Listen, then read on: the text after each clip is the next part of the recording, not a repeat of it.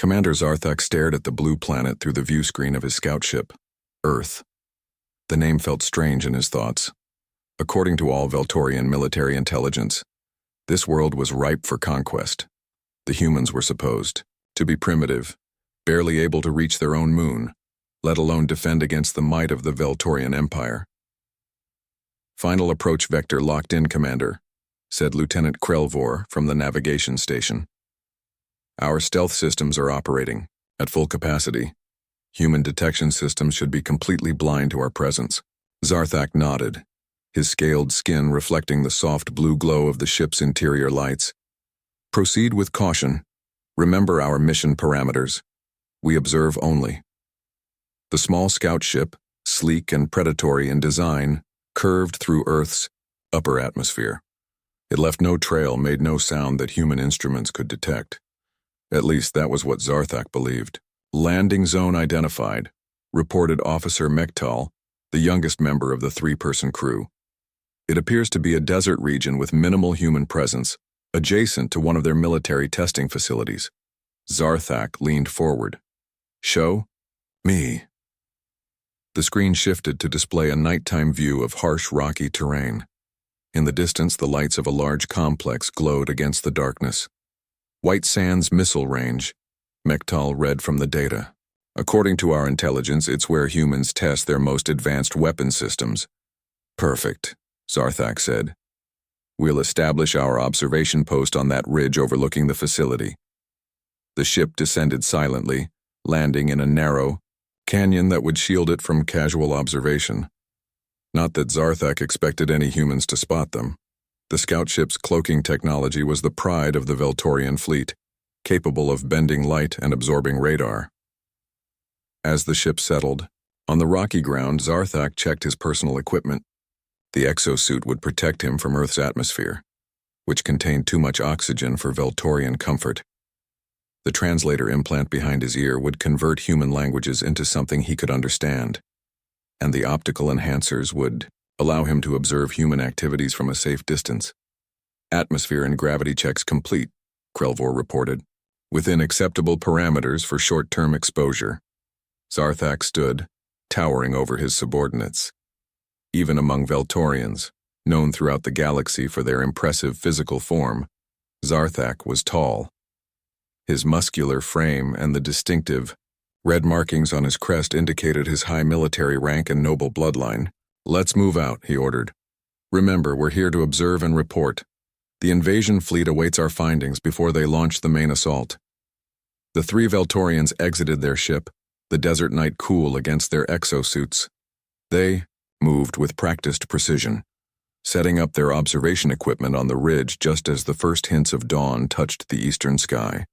Through his enhanced optics, Zarthak studied the human facility below. It seemed so primitive compared to Veltorian military bases. Simple structures, basic perimeter security, vehicles that still relied on combustion engines. He felt a twinge of disappointment. Where was the challenge in conquering such a backward species? "Their technology is even more primitive than our briefing suggested," Krelvor said, echoing Zarthak's thoughts. "This conquest will bring little glory to the Empire." Zarthak wasn't so sure. Something about the layout of the base troubled him. It was too organized, too methodical, not what he expected from a species that had only achieved limited spaceflight capabilities. "We will observe for 3 solar cycles before reporting," Zarthak decided. "I want complete data, not hasty assumptions." As the Earth's sun rose fully, over the horizon activity at the base increased. Humans in uniform moved between buildings. Vehicles transported equipment. Aircraft occasionally took off and landed at a nearby airstrip. Zarthak zoomed in on one human in particular, a male who seemed to be giving orders to others. The translator picked up fragments of conversation, converting the strange human sounds into Veltorian language. Satellite detection confirmed. Unknown object entered atmosphere at 0200 hours. Deploy surveillance teams. Zarthak felt a chill that had nothing to do with the morning air. Could the humans have detected their arrival? Impossible. Their technology was far too primitive, yet the activity below seemed purposeful, directed, not random training exercises. Krelvor, analyze their communications channels, Zarthak ordered. I want to know what they're saying. While his lieutenant worked, Zarthak continued his observations. The humans moved with a discipline he hadn't expected. Their vehicles, while primitive, operated with precision. There was something about these creatures that didn't match the intelligence reports. Meanwhile, inside the White Sands complex, Captain Samuel Wright reviewed the satellite footage for the 5th time. The object had entered Earth's atmosphere at speeds impossible for human aircraft, disappeared from radar almost immediately, and was last tracked heading toward their location. What do you think, Lieutenant Martinez? He asked the woman standing beside him. Olivia Martinez was the youngest officer ever appointed to the newly formed Space Defense Command, and for good reason. Her ability to anticipate non-human thought patterns was uncanny. They're watching us, sir, she said simply. This isn't a prelude to immediate attack. It's reconnaissance, Captain Wright nodded. Then we should give them something to see. He reached for the secure phone on his desk. Get me Colonel Harper at Advanced Weapons. Tell him Operation Looking Glass is a go. Back on the ridge, Krelvor turned to Zarthak with concern evident in his posture. Commander, I'm detecting encrypted communications far more sophisticated than expected. Their encryption methods are impressive. Zarthak frowned. Can you break them? Given time, perhaps. But there's something else. Krelvor hesitated.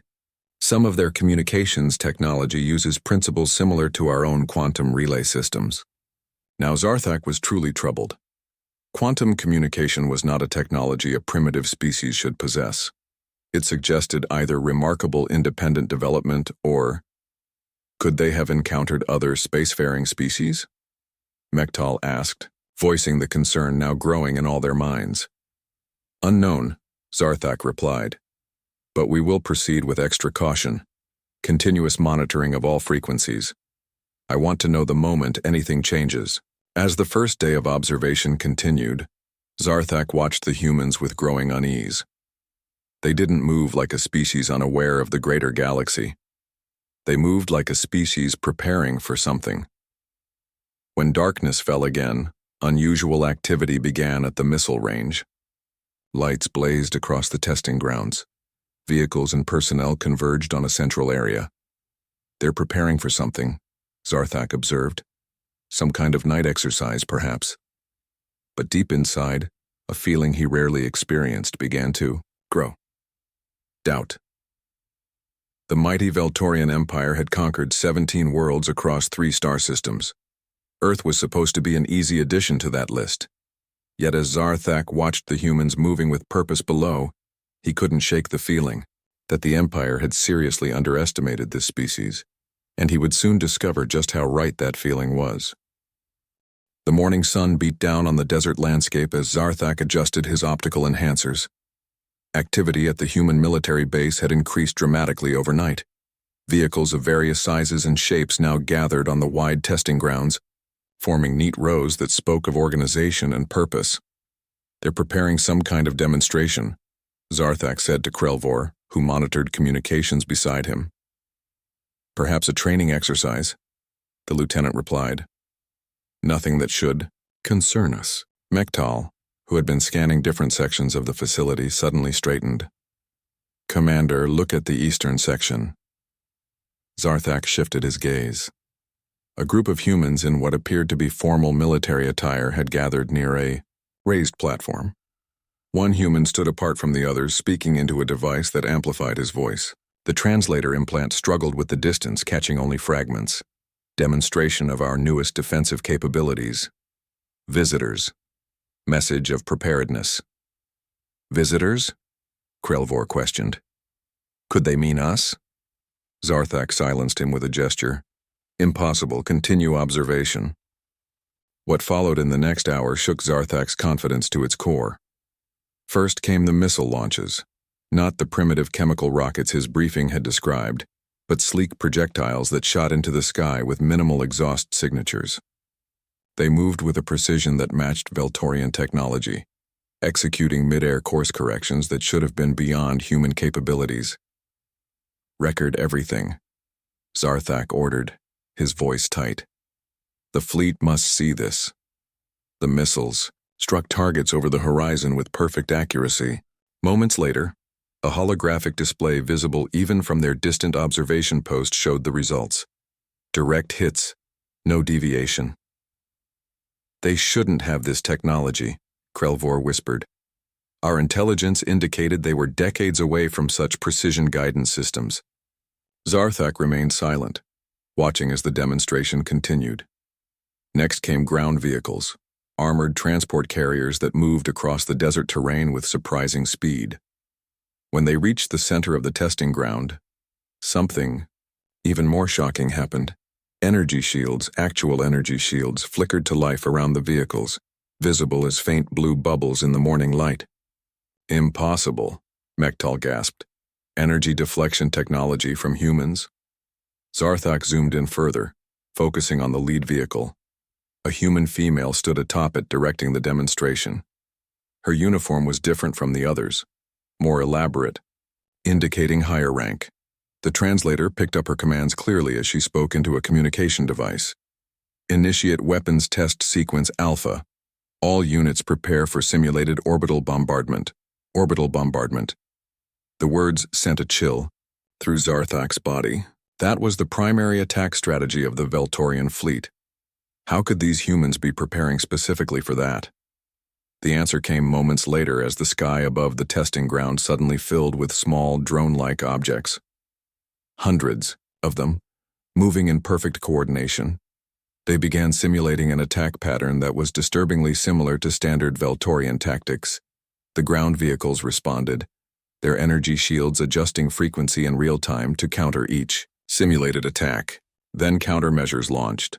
Electromagnetic pulses and precision anti-air defenses that systematically destroyed the attacking drones. In the command center below, Colonel Frank Harper watched the demonstration with satisfaction.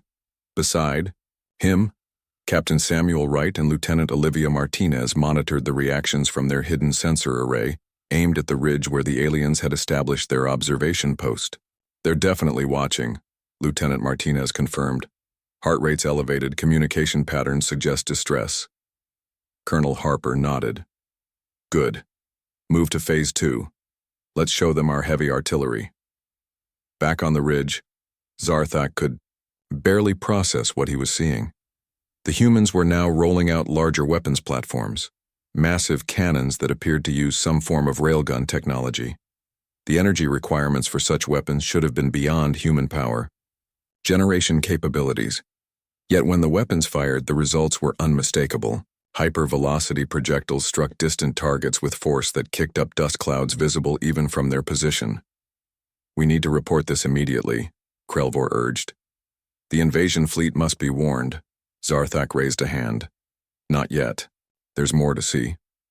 As if responding to his words, the demonstration shifted again.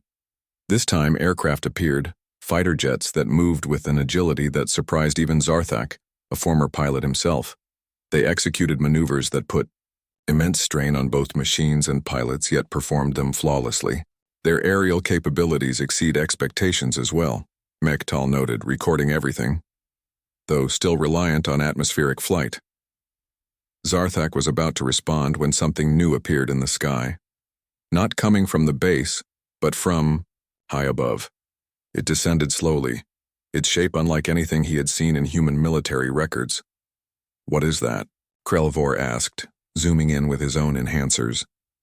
The object was clearly a spacecraft of some kind, but it used propulsion technology that Zarthak didn't recognize. It hovered over the testing ground, then settled gently onto a landing pad that had been cleared for it. When a hatch opened and humans emerged, Zarthak felt the first real stirrings of fear. The ship was human-made, yet incorporated design elements that suggested advanced understanding of gravitational manipulation and energy systems. They have spaceflight capabilities far beyond what was reported, Zarthak said quietly. This changes everything. In the command center, Colonel Harper smiled as the experimental craft landed. It wasn't fully operational yet, more for show than actual combat, but the aliens wouldn't know that. Lieutenant Martinez, what's our guest's reaction to the XSV-1? He asked. Olivia checked her readings. Significant stress indicators, sir. I believe we've made our point. Not quite yet, Colonel Harper replied. Captain Wright, proceed with the final demonstration. On the ridge, the three Veltorians watched as the testing ground cleared. For several minutes, nothing happened. Then, without warning, the ground itself seemed to open. Hidden bunkers revealed massive missile silos, dozens of them. Those are nuclear launch facilities, Mektal reported, alarm evident in his voice. But they weren't on any of our scans. Before Zarthak could respond, the missiles began to launch, not just one or two, but in rapid succession. They soared into the upper atmosphere, then arced back down, striking ocean targets hundreds of miles away with precision that matched Veltorian capabilities. They've been hiding their true technology level, Zarthak said, finally accepting what his eyes told him. This changes the invasion calculus completely. As darkness began to fall again, the demonstrations finally ceased. The three Veltorians sat in stunned silence on their ridge, each processing what they had witnessed. We should report immediately, Krelvor said again. The fleet must know what we're facing. Zarthak shook his head. Not yet. We've seen their land capabilities, but the briefing indicated their naval forces were their weakness. Tomorrow, we move to the coastline. I want to see if their ocean vessels are as advanced as their land forces. What he didn't say was that he needed time to think. If the humans were this advanced on land, what other surprises might they have waiting? And more troubling still, how had they known to prepare defenses that so specifically countered Veltorian attack strategies? As night fell completely, Zarthak stared at the distant facility, now lit by artificial lights. For the first time in his military career, he felt something unfamiliar, doubt about the outcome of a Veltorian conquest. The Veltorian scout ship moved silently through the night sky, keeping low over the landscape to avoid detection. After witnessing the unexpected land capabilities of the humans, Zarthak had ordered an immediate relocation to observe their naval forces. Approaching the coastline, Mektal reported from the navigation controls. I've identified a suitable observation point on a cliff overlooking a major human naval base. Zarthak nodded. Take us down. Maintain full stealth protocols. The scout ship settled gently on a wooded cliff overlooking the vast Pacific Ocean. Through breaks in the trees, they could see the lights of a massive naval installation spread out below them. Ships of various sizes were docked in the harbor, from small patrol boats to massive aircraft carriers. According to our intelligence, Krelvor said, reviewing the mission briefing data, human naval forces are their most vulnerable military branch. Their vessels are slow, visible to all detection systems, and limited to surface or near-surface operations. Zarthak made a dismissive sound. Our intelligence has been wrong about everything else. We will observe and form our own conclusions. As dawn broke over the ocean, the three Veltorians established their observation post among the trees. The day began with routine activities at the naval base, ships moving in and out of harbor, aircraft taking off and landing on the massive carrier vessels. Nothing exceptional so far, Mektal noted. Perhaps the naval forces truly are their weakness. Zarthak wasn't convinced. Keep watching. Around mid-morning, activity at the base increased. A formation of ships began moving out to sea, led by a massive aircraft carrier. Zarthak focused his optical enhancers on the vessel's designation. USS Independence, he read. Their newest carrier according to our data. The carrier and its escort ships moved purposefully out to open water. Once clear of the harbor, aircraft began launching from the carrier's deck. Not just a few, but dozens in rapid succession. Standard fighter aircraft, Krelvor observed. Fast, but limited, to atmospheric operation. But then something unexpected happened. From the deck of the carrier rose what appeared to be small unmanned crafts. Hundreds of them, forming a swarm that moved with coordinated intelligence. Drone swarm technology, Zarthak said, his voice tight. Look at the formation patterns. The drones moved as a single entity, executing complex defensive patterns around the carrier group. Then, without warning, they shifted to offensive formations, simulating attacks on imaginary targets with precision that stunned the watching aliens. The level of coordination suggests advanced AI systems, Mektal said, recording everything, far beyond what our briefings indicated. On the bridge of the USS Independence, Commander Nicole Davidson observed the drone exercise with satisfaction. The experimental swarm system was performing even better than expected. "Drone demonstration complete, ma'am," reported her communications officer. "Captain Powell requests permission to proceed with the submarine demonstration." Commander Davidson nodded. "Tell him he's clear to proceed, and make sure all systems are broadcasting at maximum clarity. We want our observers to get a good show." Back on the cliff, Zarthak's attention was drawn to a disturbance in the water near the carrier group. Something large was surfacing, a submarine of impressive size. "That's the USS Barracuda," Krelvor identified from their intelligence files. Their newest underwater vessel. The submarine broke the surface cleanly, water streaming from its dark hull. Once stable, hatches on its forward deck opened. "Missile launch tubes," Mektal observed. What followed was another demonstration that defied Veltorian expectations.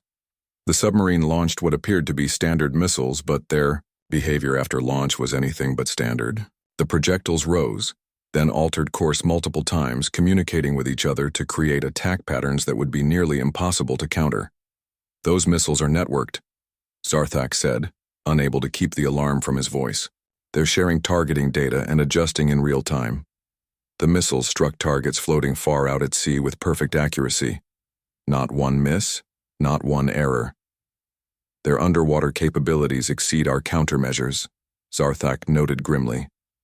"And their surface vessels appear hardened against our standard orbital bombardment tactics." He zoomed in further on the carrier, noting details he had missed before. The hull material wasn't standard metal as expected, but something composite that would likely resist energy weapons. The defense systems visible on the deck included what appeared to be energy-based point defense weapons, technology that shouldn't be possible for humans at their reported development stage. "We were wrong about everything," Krelvor said quietly. "These humans are not primitive." Aboard the submarine USS Barracuda, Captain Ethan Powell received the confirmation that the missile test had been successful.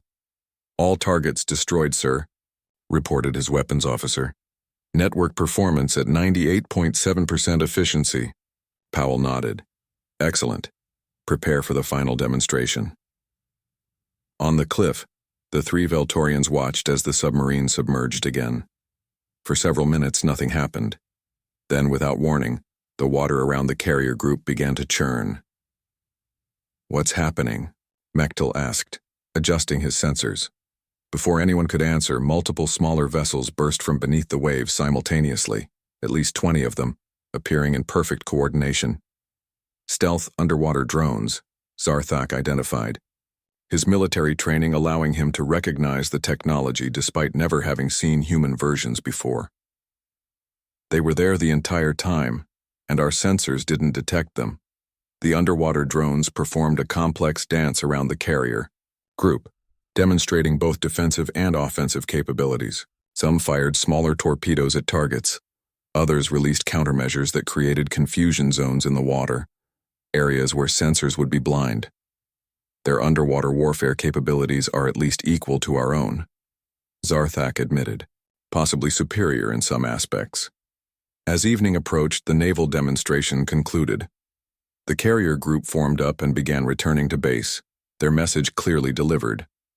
"We need to report these findings immediately," Krelvor insisted. "The invasion fleet is expecting minimal resistance from a primitive species. What we've seen suggests the humans could actually repel our forces, or at least inflict unacceptable casualties." Zarthak stared out at the ocean, watching the ships disappear into the distance. "Not yet. One more observation area. Tomorrow we observe their aerial combat systems." "Commander," Mektal said hesitantly, "I'm beginning to suspect the humans know we're watching. These demonstrations seem targeted, almost as if they're sending us a message." Zarthak had been considering the same possibility. The human demonstrations had specifically showcased capabilities that would counter standard Veltorian invasion tactics. That couldn't be coincidence. If they know we're here, Krelvor said, our mission is compromised. We should leave immediately. We complete the mission, Zarthak said firmly, but we'll relocate after dark and maintain absolute stealth. I suspect you're right. They are aware of our presence, but I need to understand how they detected us before we report back. As night fell over the ocean, the scout ship lifted off, silently from the cliff. Zarthak looked back at the naval base, its lights twinkling against the darkness. For the first time in his military career, he felt genuine concern about a coming conflict. The mighty Veltorian Empire had never faced a species that was truly prepared for them, until now. The morning sun had barely risen when Zarthak and his team established their new observation post. This time, they had chosen a location near a remote Air Force testing range, hidden among rocky outcroppings that provided both cover and a clear view of the skies above. All recording systems active, Mektal reported, setting up their equipment with practiced efficiency. If the humans demonstrate aerial capabilities today, we'll capture everything. Krelvor looked nervous, constantly checking their perimeter sensors. Commander, I still believe we should depart immediately. The humans have shown capabilities far beyond our intelligence estimates. And if they're aware of our presence, we complete the mission, Zarthak interrupted. The Empire needs complete data before launching an invasion fleet. The truth was more complex. Zarthak was beginning to question whether an invasion should proceed at all. The demonstrations he had witnessed over the past 2 days suggested the humans could mount a defense that would result in unacceptable Veltorian casualties. But such thoughts bordered on treason. His duty was to observe and report, not to make policy. Activity detected, Mektal announced, drawing Zarthak from his thoughts. Aircraft approaching from the south. Through their optical enhancers, they watched as a formation of fighter jets approached the testing range. The aircraft were sleek, their design suggesting an emphasis on stealth and speed. Standard atmospheric fighters, Krelvor noted. Advanced, but nothing unexpected. Zarthak wasn't so sure. Watch their maneuverability. As if responding to his words, the fighters suddenly broke formation, executing a series of aerial maneuvers that defied Veltorian understanding of human piloting capabilities. The G-forces involved should have incapacitated the pilots. Yet the aircraft moved with precision that suggested either extraordinary human tolerance or advanced systems assisting the pilots.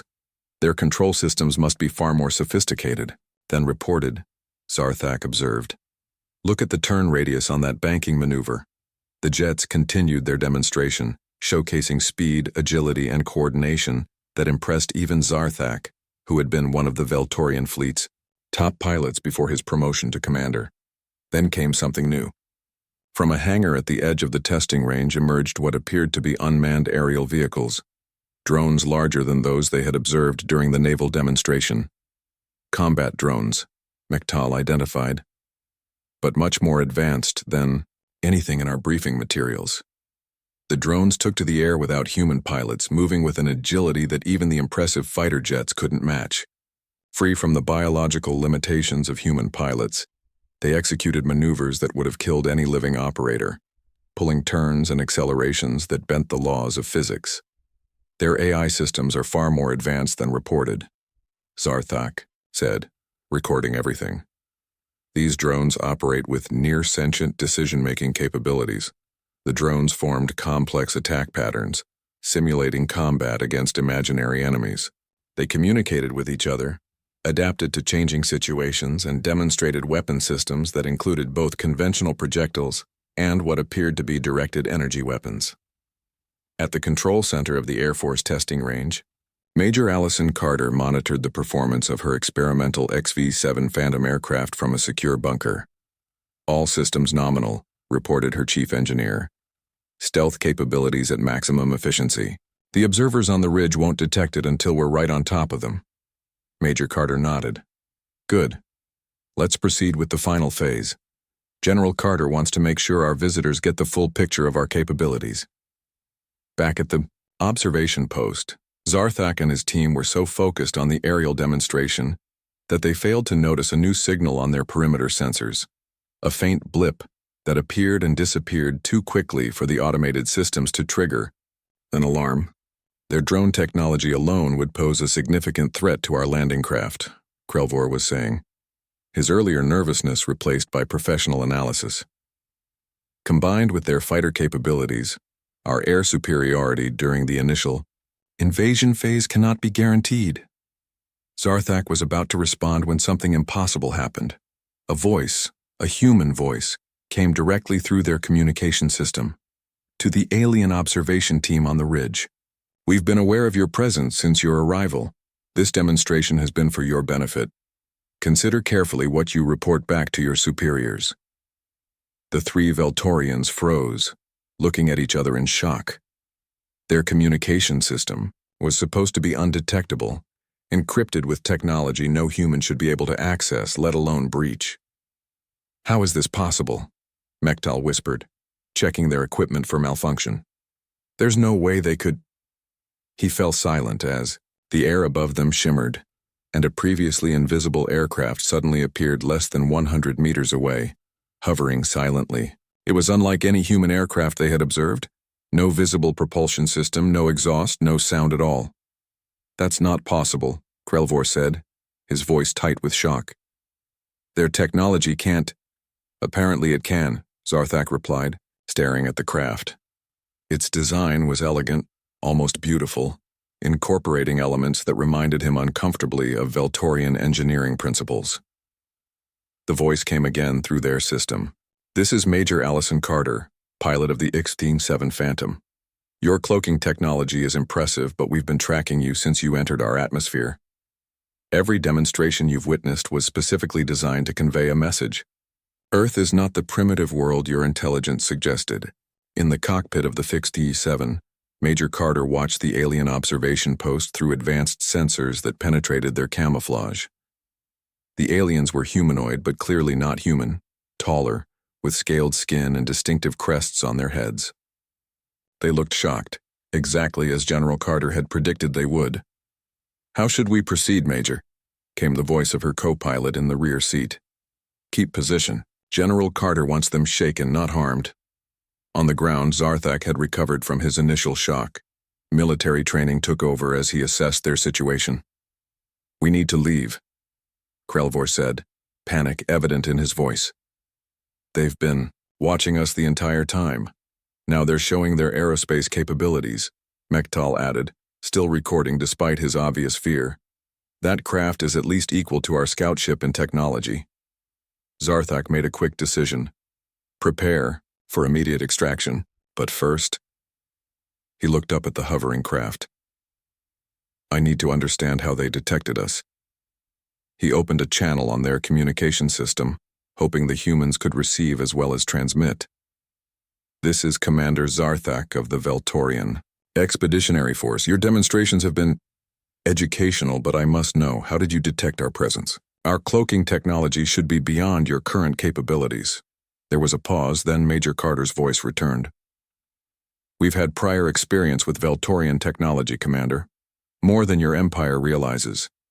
The implications of that statement hit Zarthak like a physical blow. Had there been previous contact, prior scouts who never returned, or something worse? Had the humans somehow acquired Veltorian technology? We will be departing your world, Zarthak said formally. We came to observe only. We know, Major Carter replied. But before you go, General William Carter requests a meeting. He believes it would be beneficial for both our species. Zarthak hesitated. Military protocol dictated immediate withdrawal once a reconnaissance mission was compromised. But curiosity and concern for what this might mean for the Empire made him pause. We will consider the request, he finally replied. Allow us to return to our vessel first.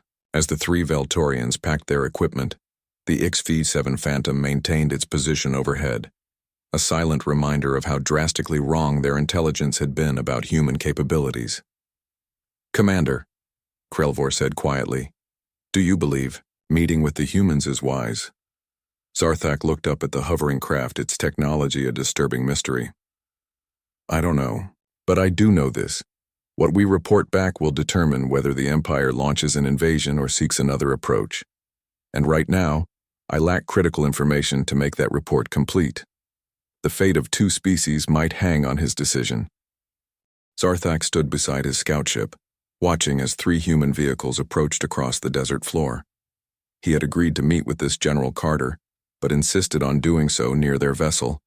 If things went badly, they could at least attempt an escape. "This is unwise, Commander," Krelvor said, standing slightly behind him. "Meeting with the humans violates protocol." "Protocol assumes superiority," Zarthak replied quietly. "I'm no longer certain that assumption is valid." The human vehicles stopped 50 meters away. They were military in design, armored but not overtly aggressive.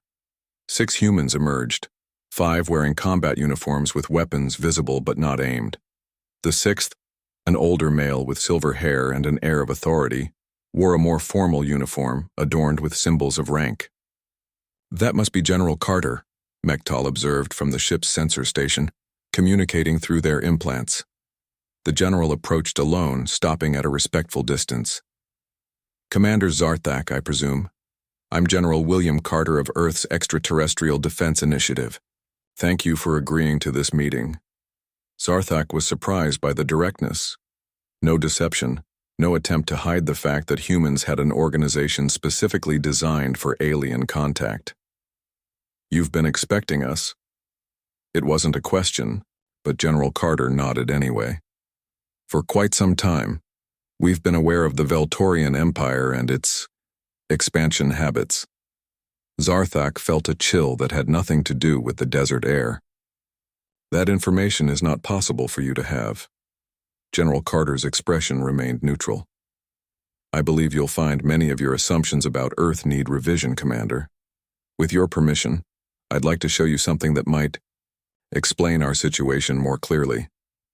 Curiosity, the trait that had made Zarthak an exceptional scout, won out over caution. "Proceed." The general made a gesture and one of his soldiers approached, carrying a small case. When opened, it revealed what appeared to be a data storage device, but its design was unmistakably Veltorian.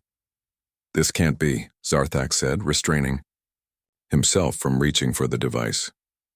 "This is Veltorian technology." "Yes," General Carter confirmed.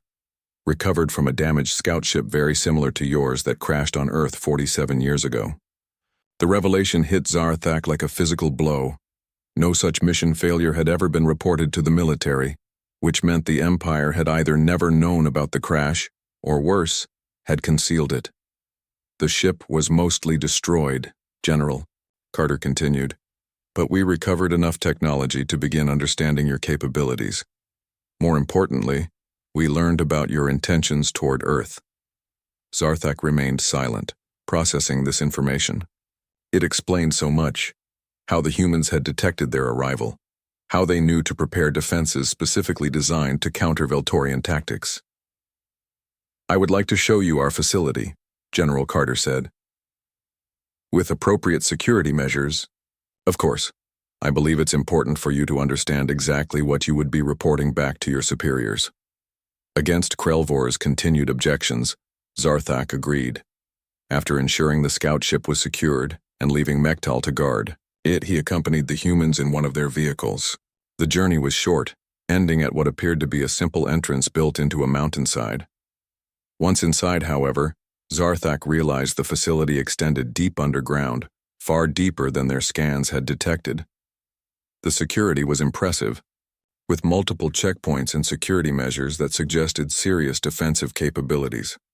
Finally, they reached what appeared to be the heart of the facility. General Carter gestured to a large view screen on one wall. "This is what I wanted you to see, Commander." The screen activated, showing orbital views of Earth, but from perspectives that could only have come from advanced satellites. The views shifted, zooming in on various military installations around the planet. Each one showcased technology that matched or exceeded what Zarthak had witnessed in the demonstrations. "We've been preparing for decades," General Carter explained. "What you saw was only a fraction of our defensive capabilities." The display changed again, this time showing what appeared to be a massive shipyard hidden beneath the ocean surface. "Our space program," the general continued, "has a public face that suggests we're still taking baby steps into our solar system. The reality is somewhat different." The images shifted to show spacecraft under construction, vessels that incorporated both human innovation and elements clearly inspired by Veltorian design. "You've built warships," Zarthak said, unable to keep the shock from his voice. "Defensive vessels," General Carter corrected. "We have no interest in conquest, Commander, but we will defend our world." The final images showed orbital defense platforms, dozens of them hidden in plain sight, disguised as communication satellites or space debris. "A complete defensive grid," General Carter said, "capable of targeting and destroying vessels even as advanced as your Empire's dreadnoughts." Zarthak stared at the evidence before him. If accurate, and he had little reason to doubt it now, the planned invasion would be a disaster for the Veltorian fleet. "Why show me this?" he finally asked. "You're revealing your defensive capabilities to a potential enemy." General Carter's expression remained calm. "Because we'd prefer not to be enemies at all, Commander. Your Empire has conquered 17 worlds across 3 star systems. Each victory made easier because those worlds were unprepared, unaware of the threat until it was too late." He gestured to the screen, now showing the full array of Earth's hidden defenses. "We are not unprepared. We are not unaware. And we would rather find a path to peaceful coexistence than force you to learn that lesson through conflict." The general stepped closer, meeting Zarthak's gaze directly. "Your mission was never about gathering intelligence, Commander. It was about delivering a message." Understanding dawned. "You knew who I was before I arrived." General Carter nodded. "Your father is Fleet Admiral Zarkuthal, the architect of the planned invasion. We needed someone with direct access to the highest levels of your military hierarchy. The humans had known not just about Veltorian technology, but about their political and military structure as well. The implications were staggering. "You want me to tell them not to come?" Zarthak said, finally comprehending the full scope of the situation. "We want you to tell them the truth," General Carter corrected. "Earth is not the primitive world your intelligence suggests. We are prepared to defend ourselves, with capabilities that would result in unacceptable losses for your fleet." He paused, then added, "But we're also prepared to establish diplomatic relations, to find a path that doesn't require either side to demonstrate their military might in actual conflict." Zarthak considered his options. His duty to the Empire demanded an accurate report, but such a report would likely lead to one of 2 outcomes: either a disastrous invasion attempt that would cost countless Veltorian lives, or a shift to diplomatic relations from a position of unexpected equality rather than dominance. "I will deliver your message," he finally said, "and my report will be accurate. What the Empire chooses to do with that information is beyond my control." General Carter nodded. "That's all we ask, Commander." 3 days later, Zarthak's scout ship departed Earth orbit. Along with his detailed report, he carried comprehensive evidence of human military capabilities far beyond what the Veltorian Empire could counter without catastrophic losses. When he presented his findings to the Veltorian High Command, including his own father, the planned invasion was postponed indefinitely. For the first time in its history, the mighty Veltorian Empire chose diplomacy over conquest. And Zarthak, forever changed by what he had witnessed, became an advocate for peaceful relations with the humans, a species whose military might had not only shaken him to his core, but had forced an entire empire to reconsider its place in the galaxy. As formal diplomatic relations were established 6 months later, Zarthak found himself appointed as the first Veltorian ambassador to Earth. His first meeting was with General William Carter, now serving as Earth's diplomatic liaison. "You delivered our message well, Ambassador," the general said, offering a human greeting gesture. Zarthak returned the gesture awkwardly. "I simply told the truth, General. It was enough to change the course of history for both our peoples." Sometimes, he reflected, the greatest show of strength was knowing when not to use it at all.